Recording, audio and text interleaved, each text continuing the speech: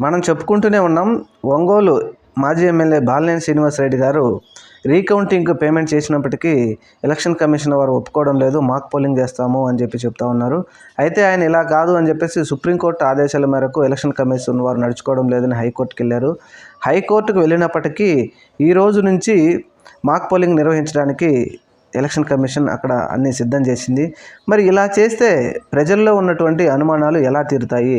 బాలినేని శ్రీనివాసరెడ్డి గారు 12 ఈవీఎంలలో ఈ 12 ఈవీఎంలు ఎప్పటికీ నాకు సంబంధించినయే, కాంగ్రెస్ కానీ లేకపోతే వైఎస్ఆర్సీపీకి పడే వాటిలో ఇక్కడ ఈవీఎం ట్యాంపరింగ్ జరిగింది అని చెప్పేసి ఆయన ఈవీఎంల మీద అనుమానంతో డబ్బులు కడితే అవన్నీ వదిలేసి అవన్నీ చేయకుండా ఏదో మాక్ పోలింగ్ చేస్తామంటం వలన బాగా అనుమానాలు రేకెత్తుతున్నాయి. అయితే ప్రజల్లో రేకెత్తిన అనుమానాలను ఎవరు వాటిని తీర్చడానికి మాత్రం ప్రభుత్వం కానీ, రాష్ట్ర ప్రభుత్వం కానీ, కేంద్ర ప్రభుత్వం కానీ, ఎలక్షన్ కమిషన్ వారు కానీ ఎవరూ దీని మీద నిర్ణయం తీసుకోకపోవడం